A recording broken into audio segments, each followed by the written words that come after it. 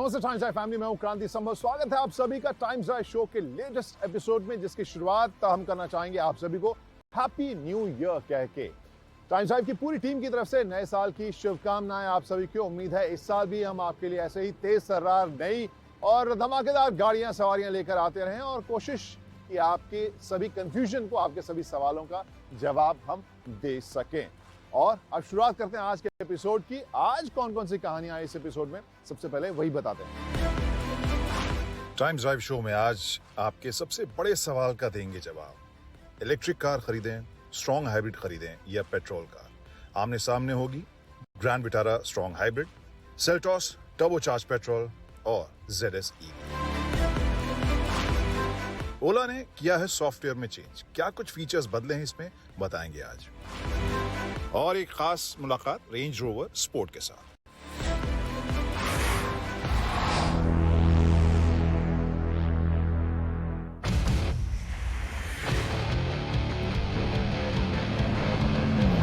अगर आप 20-25 या 20-22 लाख रुपए के बजट में एक एसयूवी लेने की सोच रहे हैं तो फिर आई एम श्योर कन्फ्यूजन तो होना लाजमी है, बिकॉज इसमें सेगमेंट में बहुत सारी गाड़ियां आ गई। लेकिन अब ये कन्फ्यूजन और भी मल्टी लेयर्ड, मल्टी डिमेंशनल हो गया, क्योंकि अब सवाल हो गया कि आइस वाली गाड़ी लें, यानी इंटरनल कंबस्शन इंजन वाली लें, या फिर इलेक्ट्रिक लें, या फिर हाइब्रिड लें।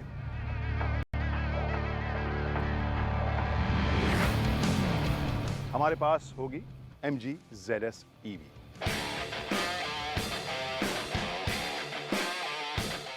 और है हमारे पास मारुति सुजुकी की ग्रैंड विटारा स्ट्रॉन्ग हाइब्रिड। और बीच में हमारे साथ है किया सेल्टॉस टर्बोचार्ज। सबसे कंफ्यूजिंग शायद वजह यही है कि आप इस सेगमेंट में इन तीनों गाड़ियों के बीच में, चाहे वो ये 3 स्पेसिफिक मॉडल ना भी हों, कंफ्यूजन दरअसल इन्हीं कारणों से है। तो सबसे पहले अंकुर, मैं अगर स्ट्रॉन्ग हाइब्रिड की बात करूं, प्रोज एंड कॉन्स क्या होंगे? क्या कंफ्यूजन इसको लेकर देखने को मिलता है?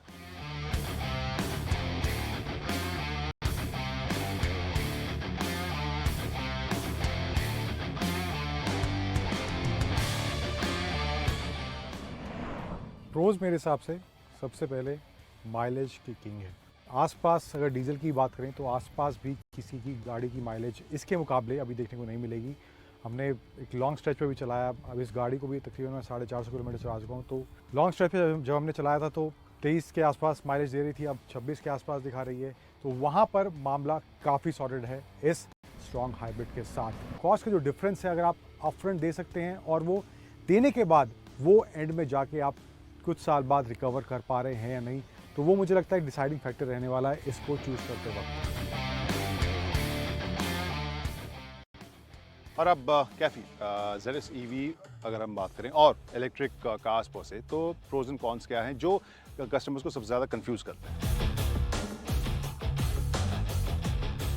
सबसे बड़े दो जो प्रोज इलेक्ट्रिक व्हीकल, किसी भी इलेक्ट्रिक व्हीकल के हैं, वो everyone is terming electric vehicle as future. That is one of the pros. And second pro is इसका रनिंग कॉस्ट। पर किलोमीटर जो कॉस्ट है, वो स्ट्रॉन्ग हाइब्रिड हो या पेट्रोल हो चाहे डीजल हो, सबसे कम इलेक्ट्रिक व्हीकल का है। लेकिन the list of cons right now where we are living, जैसे फॉर एग्जांपल हम नोएडा में रह रहे हैं, तो जो कॉन्स की लिस्ट है वो अच्छी खासी लंबी है। अगर इसको मैं 1 हफ्ते से चला रहा हूँ और अगर इसको चार्ज करने की बात करी जाए, I live in high rise society Noida की, जैसे ऑलमोस्ट नोएडा में सारे लोग रहते हैं।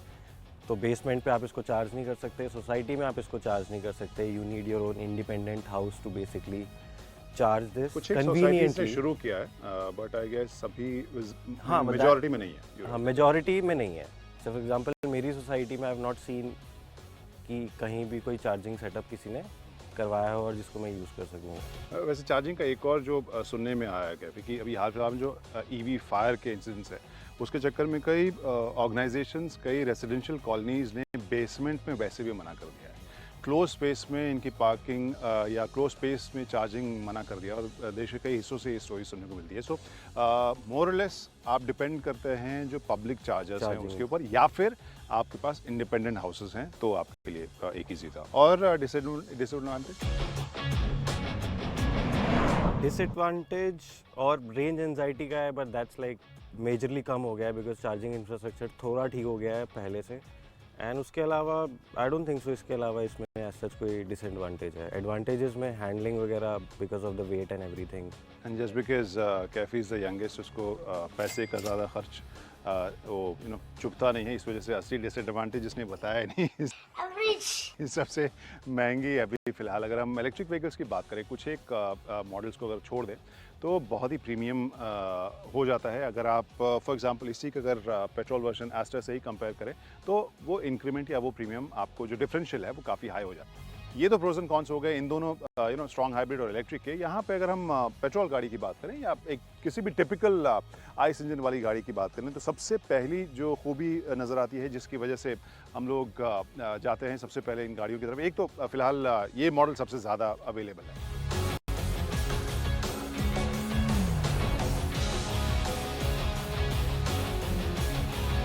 स्ट्रॉन्ग हाइब्रिड इलेक्ट्रिक व्हीकल में आपके पास चॉइसेस बहुत कम हैं इंडिया में। दूसरी चीज़ ये है कि जो अपफ्रंट आप जो कॉस्ट देते हैं, जो कीमत देते हैं, वो सबसे कम आपको अगर हम काउंटर पार्ट की बात करें, ऑब्वियसली अगर हम छोटा या for example in electric cars में छोटी गाड़ी लेंगे तो सस्ती मिलेगी, लेकिन अगर हम कंपेरेबल गाड़ियों को देखें तो वहाँ पर सबसे सस्ती आपको आइस इंजन वाला वर्जन ही मिलेगा। यहाँ पे जो सबसे बड़ा डिसएडवांटेज है हम कहें तो ऑब्वियसली एक चीज़ जो इन दोनों गाड़ियों के पक्ष में सबसे ज़्यादा स्ट्रॉन्ग है वो है फ्यूल एफिशिएंसी के बाद जो एनवायरनमेंट के ऊपर इम्पैक्ट होता है वो जो फॉसिल फ्यूल से चलने वाली गाड़ियाँ हैं उनका सबसे ज़्यादा होता है। तो अब स्टोरी का वो हिस्सा जो आपके बाइंग डिसीजन में मदद करेगा, यहाँ पर कुछ एक ग्राउंड रूल आपको हम या अजम्पशंस आपको बता दें। एक तो ये कि मैं 4 साल के लिए कैलकुलेट कर रहा हूँ कि आप गाड़ी को 4 साल तक रखेंगे और हर साल आमतौर पर हम कम या ज़्यादा चलाते हैं। एवरेज हमने 10,000 किलोमीटर का रखा है, हर साल आप चला रहे हैं। और इसके अलावा जो फ्यूल प्राइसेस है, अगर मैं पेट्रोल की बात करूं तो वो अभी जो अब हम रिकॉर्ड कर रहे हैं उस वक्त 96 रुपये 97 रुपये के आसपास है। तो ऐसे में अगर कैलकुलेट करें तो किसका खर्चा कितना आ रहा है और उस हिसाब से पर किलोमीटर खर्च कितना आएगा। तो अल्फ़ाबेटिकली हम चलते हैं अंकुर के पास और अंकुर से जानते हैं कि ये जो स्ट्रॉन्ग हाइब्रिड ग्रैंड विटारा है उसका रनिंग कॉस्ट कितना निकल कर आ रहा है अंकुर, और कैसे कैलकुलेट किया आपने? कैलकुलेट अगर अंदाज़ा लगाएं तकरीबन 10,000 के आसपास अगर साल में कोई गाड़ी चला रहा है, अमूमन 10,000 के आसपास चल जाती है, थोड़ी कम थोड़ी ज़्यादा होती है, बट 10,000 का अगर नंबर लेके चलें तो 4 साल में 40,000 किलोमीटर अगर कोई चला रहा है तो उसके हिसाब से जो माइलेज हमने कैलकुलेट की है, जो मैंने कैलकुलेट की है 23 की माइलेज जब हम इसको उदयपुर से दिल्ली लेके आए थे तब ये दिखा रहा था, लेकिन अब मैं इसको 450 किलोमीटर दोबारा मैंने चलाया है तो अब जो माइलेज दिखा रहा है 26.5 दिखा रहा है। लेकिन कैलकुलेशन के हिसाब से अगर थोड़ा कम भी रख के चलें, क्योंकि हम लॉन्ग रूट पे लेकर आए तो 23 का अगर आंकड़ा लेके चलें तो वहाँ पर 4 साल का जो कॉस्ट आने वाला है वो 1,60,000 और 70,000 के आसपास इसका पेट्रोल का कॉस्ट 4 साल के अंदर पड़ने वाला है। और पर किलोमीटर की बात करें, पर किलोमीटर क्या कॉस्ट रहेगा, कितने रुपीज़ रहेंगे, तो 4 रुपये पर किलोमीटर इसका कॉस्ट इस हिसाब से पड़ने वाला है। चलिए, तो ये अप्रॉक्सीमेशन 4 रुपये पर किलोमीटर हो रहा है कैफ़ी। इसका जो ऑफिशियल फिगर्स हैं वो 1 रुपये पर किलोमीटर का MG बता रही है, बट दैट आल्सो इंक्लूड्स हमारा जो घर पे चार्जिंग होती है और वो कंपैरेटिवली सस्ता पड़ता है। But if you charge it by DC fast charge तो वो आपको अराउंड 2 रुपये पर किलोमीटर के हिसाब से आपका वो बैठता है। सो वी हैव टेकन 1 और 1.2 के बीच में 1.5 रुपीज़ पर किलोमीटर, और जैसे आप बता रहे हो 40,000 किलोमीटर हम इसको 4 साल में चला रहे हैं, so the calculation comes out to be 60,000। Okay, तो 60-70 हज़ार रुपये और प्लस बेसिकली ये इन्होंने जो खर्च है पर किलोमीटर पहले ही निकाल दिया, उसी के बेस के ऊपर ये हाँ, मेरे एवरेज नहीं निकल रहे। एग्जैक्टली, क्योंकि ये पेट्रोल तो भरवा नहीं रहेंगे इसमें। यहाँ पे अगर हम कहें तो आप लोगों ने सही गेस किया और इसमें कोई इसके लिए ऑब्वियसली कोई पुरस्कार भी नहीं मिलेगा। सबसे एक्सपेंसिव आपको रनिंग कॉस्ट जो है वो पेट्रोल इंजन की ही मिलेगी। यहाँ पर लगभग 40,000 अभी के प्राइस 96-97 रुपीज़ पर लीटर के हिसाब से अगर हम पेट्रोल कैलकुलेट करें तो वहाँ पे जो खर्च है या जो पेट्रोल के ऊपर जो खर्च है फ्यूल के ऊपर हम 4 साल में लगभग दे रहे हैं कितना, 3.25 लाख के आसपास। 3,20,000। तो 3.25 लाख के आसपास। 12 की माइलेज अभी ये। हाँ, और एग्जैक्टली जो इसकी फ्यूल एफिशिएंसी है वो अभी जो हमने देखी है वो 14 पॉइंट समथिंग थी, लेकिन यहाँ पर हम एक बड़ा हिस्सा हाईवे के ऊपर भी हमने उतारा है या चलाया है और जो शहरी ट्रैफिक है वहाँ पर 12 के आसपास ये फ्यूल एफिशिएंसी दे रही थी। तो वहाँ पर अगर हम 12 सवा 12 का कैलकुलेट करें तो फिर इसकी रनिंग कॉस्ट 8 रुपये के आसपास आ जाती है। तो यहाँ पर ऑब्वियसली रनिंग कॉस्ट के हिसाब से सबसे महंगी आपको पेट्रोल कार ही मिलेगी। लेकिन इस रनिंग कॉस्ट के साथ क्या सबसे महंगी है ये सेल्टॉस? तो यहाँ पर आपको कैलकुलेट करना पड़ेगा शुरू में आप कितना पैसा दे रहे हैं, उसके बाद मेंटेनेंस में कितना पैसा दे रहे हैं या रनिंग में कितना पैसा दे रहे हैं, और अगर आप इलेक्ट्रिक व्हीकल लेते हैं या स्ट्रॉन्ग हाइब्रिड लेते हैं तो वहाँ पर वसूल करने में आपको कितना टाइम लग रहा है। तो अगर कैलकुलेशन के हिसाब से देखें तो अभी भी मुझे लगता है कि इस सेगमेंट में एक प्रैग्मेटिक पैसा वसूल टाइप से अगर आप सोचें केवल पैसे के हिसाब से, तो फिर अभी भी पेट्रोल वाली जो गाड़ियां हैं लॉन्ग टर्म में आपको बहुत ज़्यादा महंगी उतनी नहीं पड़ रही हैं जितना हमें लगता है। तो एक प्रैक्टिकल चॉइस शायद कस्टमर्स के लिए वो भी होगा, लेकिन यहाँ पर मामला केवल इकोनॉमिक या पैसे का ही नहीं है, एक नोशनल भी है। वहाँ पे ये दोनों गाड़ियाँ फ्यूचर ज़रूर नज़र आती हैं। तो आपको ये देखना पड़ेगा कि आप इलेक्ट्रिक व्हीकल अगर लेना चाहते हैं तो उसके लिए कितना अलग से एफर्ट डालने के लिए आप रेडी हैं, कितना बड़ा आप स्टेटमेंट देना चाहते हैं अपने दोस्तों को, अपने फैमिलीज़ को, जब आप वीकेंड में पार्टी करने जाते हैं तो बताने के लिए कि हाँ मेरे पास एक इलेक्ट्रिक व्हीकल है, प्लस इन्वायरमेंट के लिए आप कितने सीरियस हैं, जिसके लिए वो एक्स्ट्रा एफर्ट, एक्स्ट्रा मनी आप रेडी हैं देने के लिए। Same with strong hybrid also, यहाँ पर एक प्रैक्टिकल ऑप्शन ये ज़्यादा नज़र आता है। यहाँ पर चार्जिंग और चार्ज का जो वेट टाइम है उन सब से आपको छुटकारा मिल जाता है, लेकिन शुरुआती कीमत आपको इसके लिए एक्स्ट्रा देनी पड़ती है। तो ये दोनों चीज़ें भी हैं जो इसके डिसीजन में आपको दिमाग में रखनी चाहिए। तो लॉन्ग टर्म में अगर हम बात करें, जो हाइब्रिड या स्ट्रॉन्ग हाइब्रिड और इलेक्ट्रिक का जो इंक्रीमेंट कॉस्ट आप देते हैं वो वसूल करने में आपको टाइम लगता है। तो उस हिसाब से अभी भी इतनी इरेलेवेंट नहीं हुई है आइस गाड़ियाँ, लेकिन जैसा मैंने कहा कि नोशनल वैल्यू आपको देखना होगा कि आप कौन सी गाड़ी लेना चाहते हैं, क्या स्टेटमेंट आप देना चाहते हैं।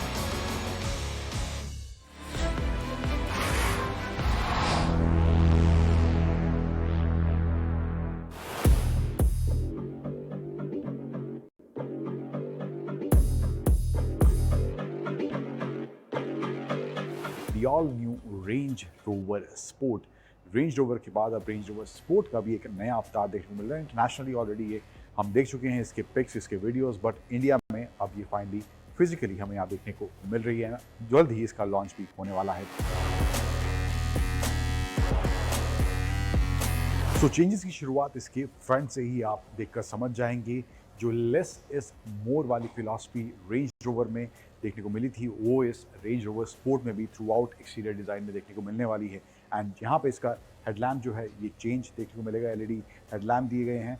एंड इसमें जो है DRL यहाँ आप देख सकते हैं, DRL भी यहाँ इसमें देखने को मिल रहा है। तो ये हेडलैम्प यहाँ पे पहले से स्लीक और पहले से स्मार्ट ज़रूर देखने में लग रहा है। इसके अलावा ग्रिल का डिज़ाइन टिपिकल रेंज रोवर वाला डिज़ाइन यहाँ देखने को मिल रहा है। सेंसर्स थ्रू आउट हैं। प्रेजेंस पर्सोना वही रेंज रोवर फील इसके फ्रंट प्रोफाइल में देखने को मिल रहा है।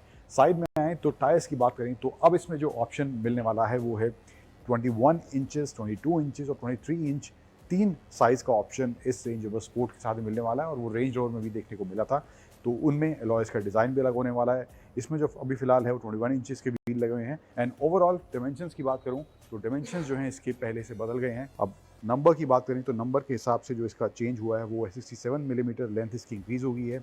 74 मिलीमीटर इसका व्हील बेस पहले के मुकाबले बढ़ गया है। एंड व्हील बेस बढ़ने के साथ साथ अंदर जो सेकंड रो है वहाँ पर भी 21 मिलीमीटर स्पेस की बढ़ोतरी हुई है।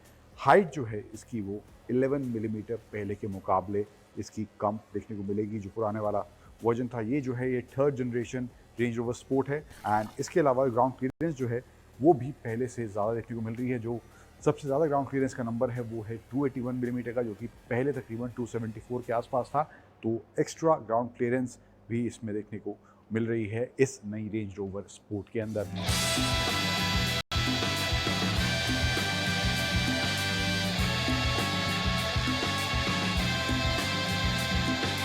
रियर में भी टेल लाइट वाला सेक्शन वही ब्लैक रेड कॉम्बिनेशन के साथ साथ ओवरऑल बॉडी में ही सब कुछ मर्ज करने की कोशिश जो है वो लेस इज मोर वाली फिलॉसफी वो यहाँ पर भी देखने को इस नई रेंज रोवर स्पोर्ट में देखने को मिल रही है।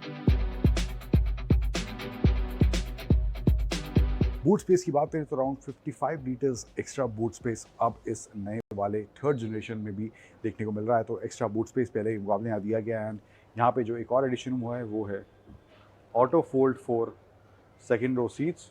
एंड सस्पेंशन को भी लिफ्ट अप लिफ्ट डाउन करने का ऑप्शन इसमें दिया गया है। तो ये कुछ ऑप्शन यहाँ पर देखने को मिलते हैं। एंड स्पेयर व्हील की बात करें अभी फ़िलहाल यहाँ पर देखने को नहीं मिल रहा है, बट जिस साइज़ का आपने व्हील चूज़ किया है वही साइज़ का व्हील आपको एज एन स्पेयर भी इसमें देखने को मिलने वाला है।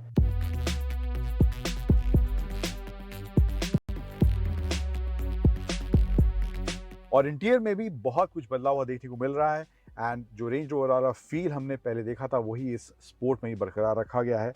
एंड गाड़ी को टर्न ऑन करते हैं तो ये 13.1 इंच का ये क्रिस्टल क्लियर डिस्प्ले यहाँ देखने को मिल रहा है and quality and visibility and इसका रिस्पांस काफ़ी अच्छा है, ऑलरेडी हम टेस्ट कर चुके हैं तो ये भी यहाँ पे देखने को मिल रहा है 13.1 इंच का। इसके फीचर्स की बात करें, फीचर्स हालांकि सब सेम है, कोई एडिशनल फीचर यहाँ पे नहीं दिया गया है, जैसा कि सीट्स में मसाज का ऑप्शन देखने को मिल रहा है तो वो सब आप सेट कर सकते हैं। एंड शॉफर के हिसाब से अगर शॉफर ड्रिवन गाड़ी है, पीछे कोई बैठा है तो आप इस सीट को आगे रिक्लाइन कर सकते हैं। सीट अवे का ऑप्शन दिया गया है ताकि पीछे जो बंदा बैठा है या जो भी मालिक बैठा है तो उनके लिए थोड़ा आरामदायक मामला पीछे की कतार में बन सके, तो वो भी ऑप्शन यहाँ देखने को मिल रहा है। मसाज की सेटिंग्स हैं, मसाज में जाएंगे तो अलग तरह की सीट हीट का ऑप्शन दिया गया है एंड वो भी आप यहाँ पे यूज़ कर सकते हैं। मोड्स की बात करें तो यहाँ पे ऑटो में अभी ये इंटीग्रेटेड है, तो ऑटो में जो है जब ये गाड़ी होगी जिस हिसाब से नेविगेशन जो दिखाएगी कि अगर टेरेन थोड़ा ऑफ रोडिंग वाला है या नॉर्मल रोड वाला है तो ऑटो में वो ऑटोमेटिकली वो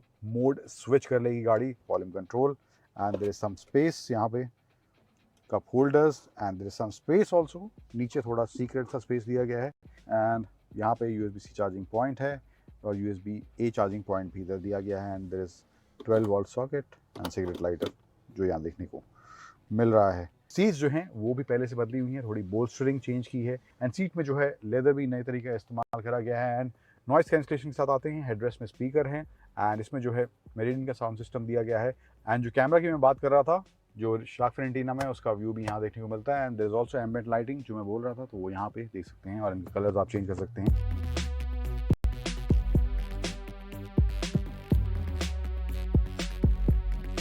एंड डोर्स पे भी जो एलिमेंट मैं कह रहा था प्रीमियम फील वाला मामला यहाँ पे आगे इतना विजिबल नहीं हो रहा था बट यहाँ पे देखेंगे क्रोम में ये थोड़ा स्मोकी मेटालिक टाइप फील इसके डोर में यहाँ पे दी गई है तो प्रीमियम फील काफ़ी यहाँ पर भी इसके डोर्स को देखकर भी आपको जरूर आने वाला है। अब स्पेस जो है अराउंड 21 मिलीमीटर्स के आसपास पीछे की कतार में सेकेंड रो में यहाँ पे बढ़ गया है तो लेग रूम अच्छा खासा है, head room, Thai support, everything is sorted and seats का जो एंगल है वो भी अच्छा लग रहा है, यहाँ पे कंफर्टेबल पीछे बैठ के मुझे अभी फ़िलहाल लग रहा है। चलाने के दौरान कैसा है तो जब चलाने को मिलेगी गाड़ी उसकी बात करेंगे। यानी आर्मरेस्ट दिया गया है, इसमें जो है 2 cup holders and there some space है, यहाँ पे कुछ रखना चाहते हैं सामान, ये यहाँ पे मामला इधर देखने को इसमें मिल रहा है एंड ऑल्सो शेड्स भी यहाँ पे इसमें दिए गए हैं, हालांकि मैनुअल हैं। तो ये कुछ बदलाव इस नई रेंज रोवर स्पोर्ट में देखने को मिल रहे हैं। इन टर्म्स ऑफ एक्सटीरियर वही लेस इज मोर वाली फिलॉसफी का इस्तेमाल करा गया है। डिज़ाइन की बात करें एंड इसका लेंथ और व्हील बेस पहले से बदला हुआ देखने को मिल रहा है in terms of numbers and also interior में फीचर्स कंफर्ट को लेकर काफ़ी चेंजेस करे गए हैं। प्राइस की बात करूं तो प्राइस स्टार्ट हो रहा है इसका 1.64 करोड़ से और जाता है टॉप वेरिएंट के लिए 1.84 CR तक।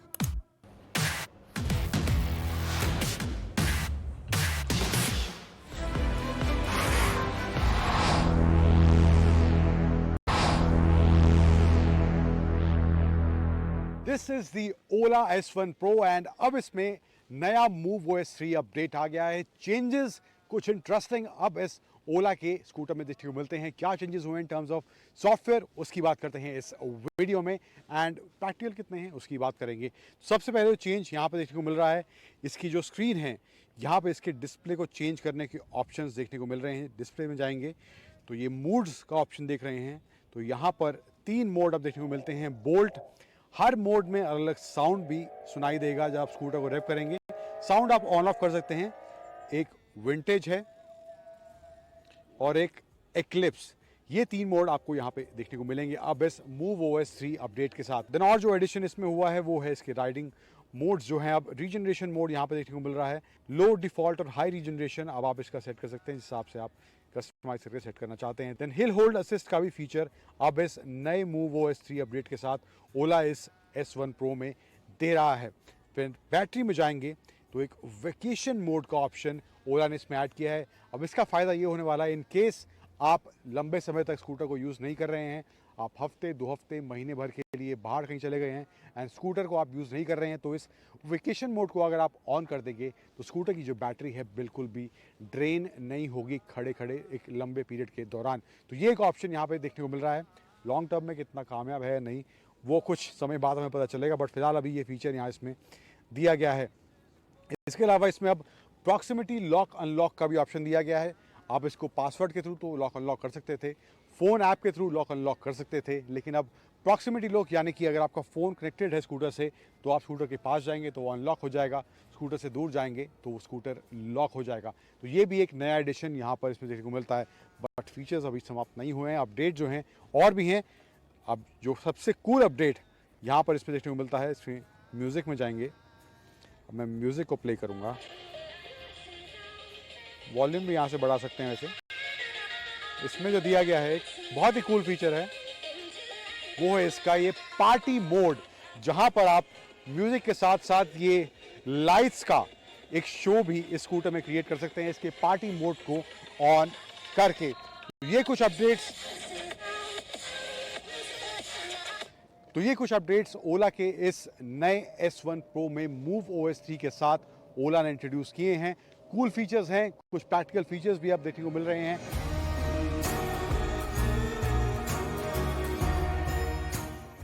तो जैसा कि हम आपसे हमेशा गुजारिश करते हैं कि आप हमें जो सोशल मीडिया हैंडल्स हैं वहाँ पे भी फॉलो कर सकते हैं, और इसके अलावा जो भी लेटेस्ट खबरें हैं, चाहे डिस्काउंट की हो, लॉन्च की हो, सभी आप timesdrive.in के ऊपर भी देख सकते हैं। तो वहाँ पे भी आप लॉग इन करना बिल्कुल मत भूलिए। फिलहाल हमारी पूरी टीम को दीजिए इजाजत, अगले हफ्ते तक के लिए लेकर आएंगे और भी एक्साइटिंग गाड़ियां सवारियां आप सभी के लिए। तब तक के लिए बाय बाय, ड्राइव सेफली, और हाँ, पिछली सीट पे बैठें तो भी सीट बेल्ट जरूर